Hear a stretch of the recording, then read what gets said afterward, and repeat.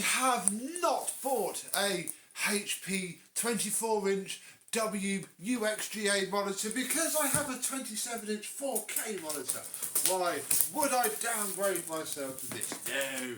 What is in this video could be a pile of scrap, it could be a pile of fun. It is a Neato Botvac Series 80 and it cost me very, very little money indeed.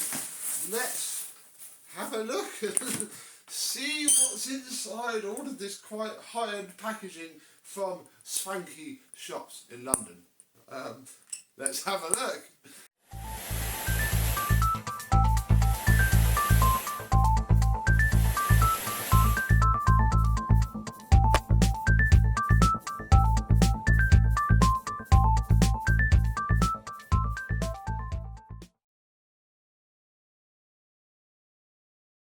Yes, hello my vacuum cleaner chums, how are you today? Look, we have a bag from where the Queen gets her coats, look, or shoes, and we have bags from lovely Zalando. I don't know what a Zalando is, to be honest, and I don't know there's anything in it either, which is why we've got to look for it. Ah, there it is.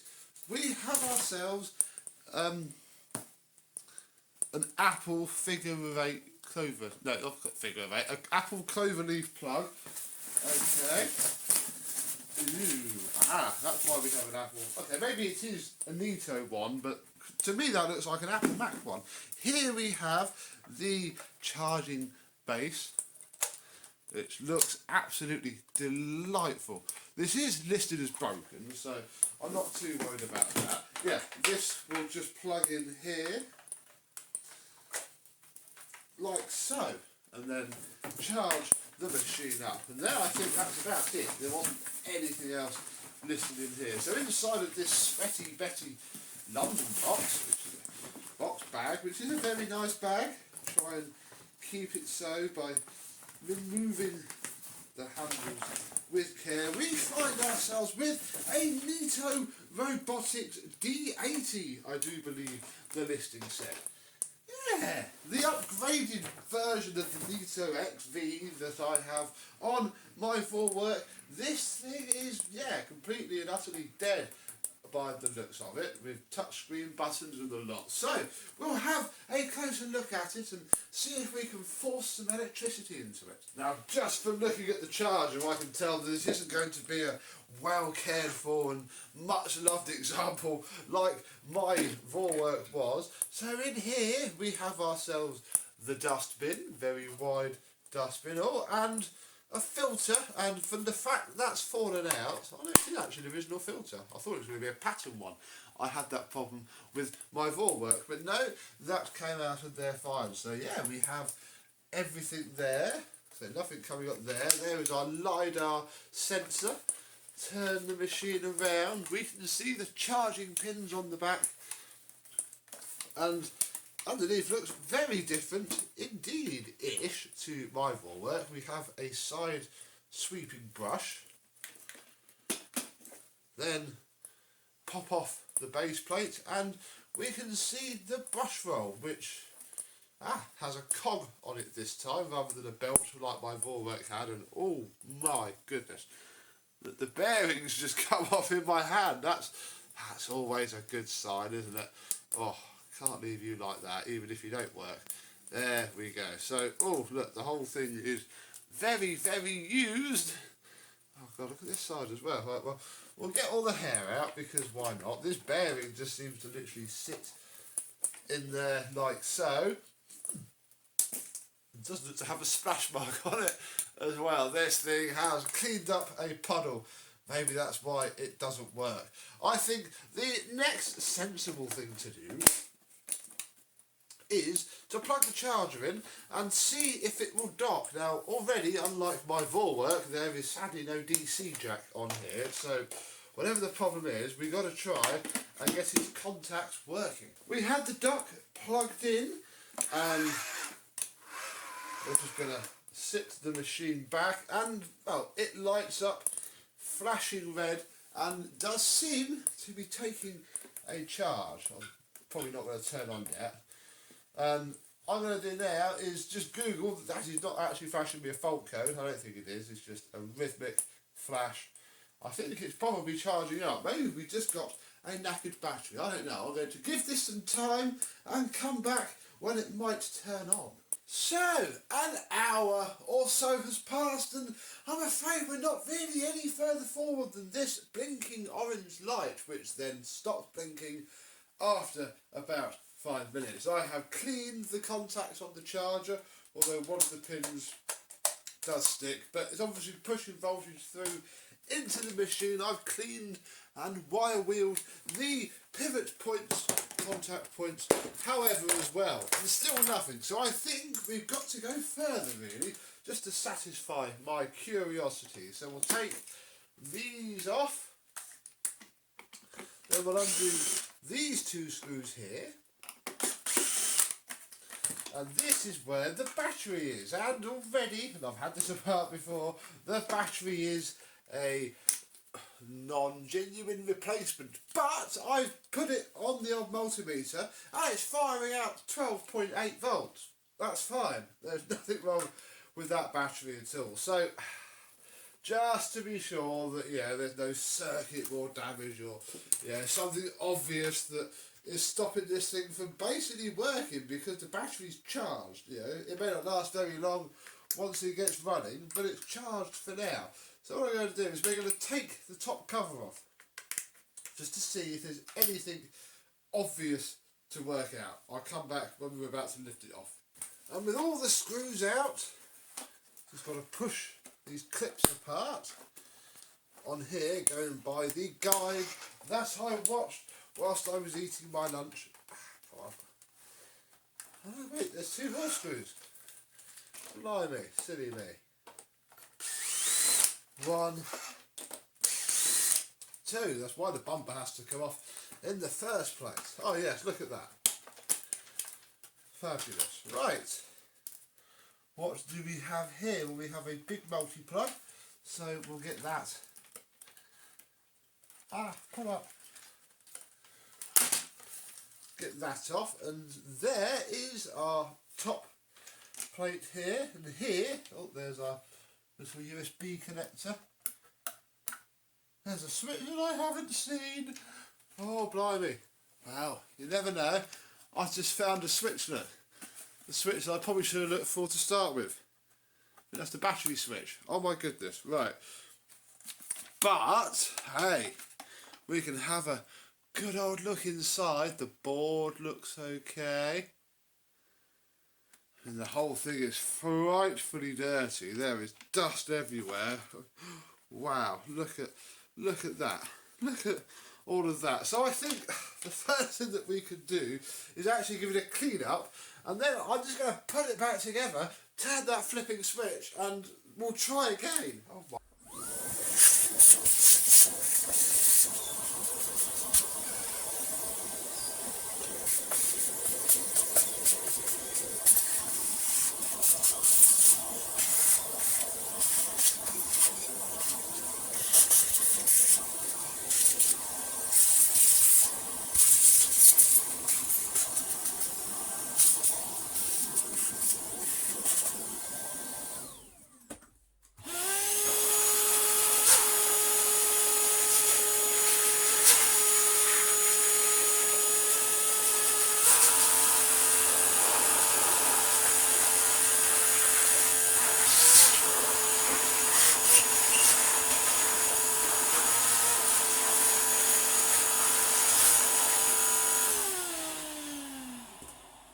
Wow, given how much filth came off of there, that's not a bad thing to do anyway. I have, however, noticed that we are missing a button on our main board, and part of me thinks that's probably what the bin needs to push down on when we get that far, which is a bit of a bummer, but for now, not too concerned, because I just want to fire the thing up. So we're going to turn it on, I'll put it back together, put the battery back in, and move that switch. And we're back together now. Has that worked? No, nothing yet. Let's flick the switch. Oh, green light.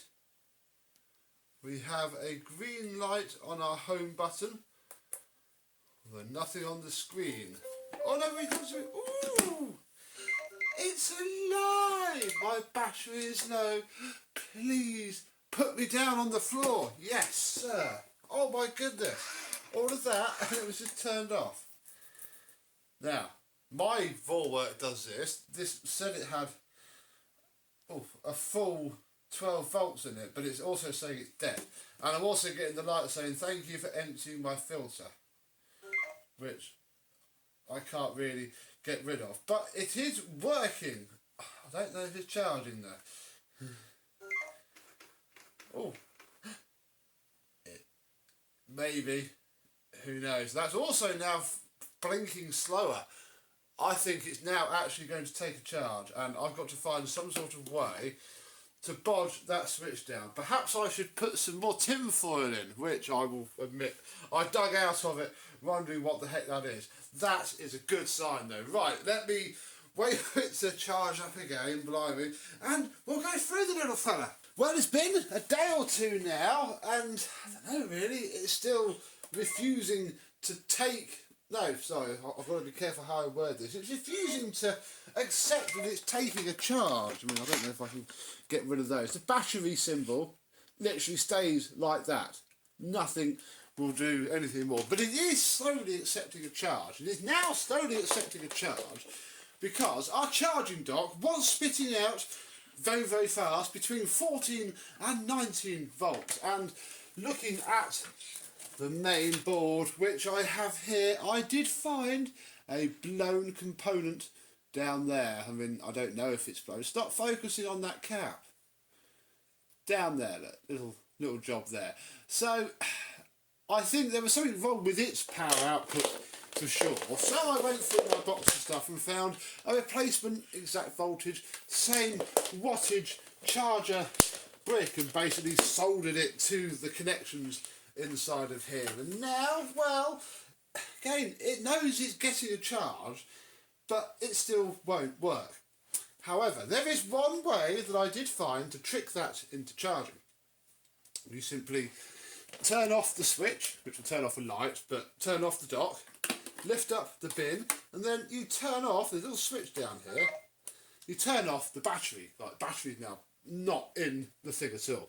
Turn it back on there, and then it will boot up from the power on the dock. That is not using the battery at all. And as you can see, look, the battery symbol is starting. Oh my goodness, dare I try and zoom in? Oh, there you go, it's starting just about to move. You can see that there. That there is probably the perfect angle. Sorry it's a little bit zoomed in, but it will do. Yeah, so if we then flick our battery back on, it stays charging. It literally will do that for about 10 minutes and then stop and then still say it's dead, and it still won't do anything and does that. So there is definitely a problem somewhere, whether it is with our battery, which although we're saying 12 volts could have been a lie, whether there's some fault with the machine, charging circuits, and we need to have a closer look at the board. Maybe. I'm now very confident that the dock is working well. However, it's not actually I almost don't care about any of that, because I discovered its party trick. Because I found a wonderful program called Neato Control. And with just a micro USB into the machine, we can connect to it via a COM port. We can set the time to it, so we don't have to redo that, and it now shows the time. And in these tabs here, look, we can see all of the sensors, and a lot of this is what I've got to look at in terms of the battery voltage. You can see it is charging, but I don't know, there are many forum threads to read. But look, we can scan it. Look, we can scan with the LiDAR. I have been meaning to do all this. Look, this is the battery reboot process, which I might have a crack at doing. Commands, you can send it commands. It's no wonder that these were so popular amongst hackers. I mean, I know they used to do a version, I'm sure, just for hackers that, didn't have the vacuum cleaner stuff in there. Get logs doesn't seem to work. But what I'm a little bit interested in is the scanner tab. If we go to the scanner tab and turn on the scan LDS, just put it in test mode, yes, then we'll turn on remote control brackets arrow keys. And what this will allow us to do is down here, look, on this ThinkPad X60 tablet, of which I am using, you can control the machine with it and change all of its motor settings. Look, come back here.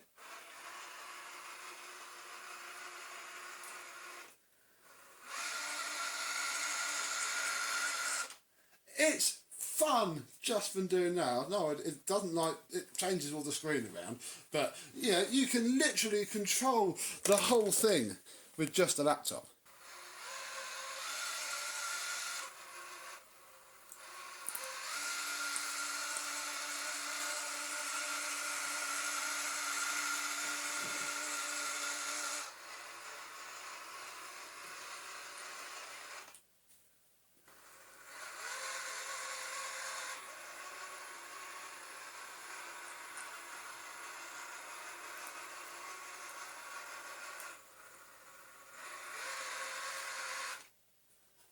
And what that proves, quite honestly, is that the thing works fine. You know, the battery is holding some charge, and the wheels work. Another thing that you can do with this amazing tool, and I've got to again step out the way, is you can do things like test the features. So, I can turn on the vacuum motor and check that that works, especially after we had to file all that dust out of it. If I turn it over, although it's going to complain heavily, we should be able to turn them up and turn the brushes on at any of their speeds. It seems that they'll go on lots of speeds. If I drag this down to here, they're barely spinning at all. Right wheel, obviously we know that works. Left wheel, we know that works. No, I don't want the on-screen keyboard. The only thing that doesn't really work so far is the side brush, and I've not even checked if the motor itself works, but you know, how amazing is that? I mean, the only slight drawback is that I don't have a right-angled USB micro connector, apparently works, but you know, we can turn on the vacuum and the brush, although not at the same time, and obviously we're not vacuuming anyway. Will it go forward? Hey! If only we could fit the bin. I don't think it will physically fit. And the brushes aren't turning anyway. Yeah, no, that's not gonna... Oh, what a shame. Oh yeah, no, that just bends and snaps the connection to that. Fair enough, we won't do that. But I thought that was pretty cool anyway. So for the £30 all in, including potions that I paid for this, obviously not including the horrific amount of money I spent on this laptop to get it working as it does now, I'm actually quite happy with it. I mean, you know, the kids enjoy putting it around the front room. There's how-to guides on how to literally solder a Wi-Fi controller to this and do all of that stuff wirelessly, which probably a step too far. We need to stick to the vacuum cleaner side of it. So, I bought another one. It hasn't come yet. There will be a second video on that when it comes. It was even cheaper. It was a tenner. Doesn't have a dock, but it does have random batteries with it, one of which is apparently brand new. So we'll see, we'll work it out. I'm also going to put this through that battery cycle test, which basically involves running the motor until it dies, running the brush motor until it dies again, then telling it it's got a new battery, and then in theory it should take itself up. And who knows, if it does, you'll find out in the next video when the other spares one comes. If it doesn't, you'll also find out, and maybe we'll have enough parts to see and have a look what's going on. So, until next time, from our very old robotic vacuum cleaner, in fact with an equally old laptop, is why I got this one out, because although it ran in Windows 11, you know, this is Windows 7, this is more era appropriate. If you were in 2014, whatever it was, with a Neato Botvac and an IBM ThinkPad like this, whew, you're a hot man. But anyway, until next time, I and this will see you soon, and we'll try and get it a little bit better. Bye bye.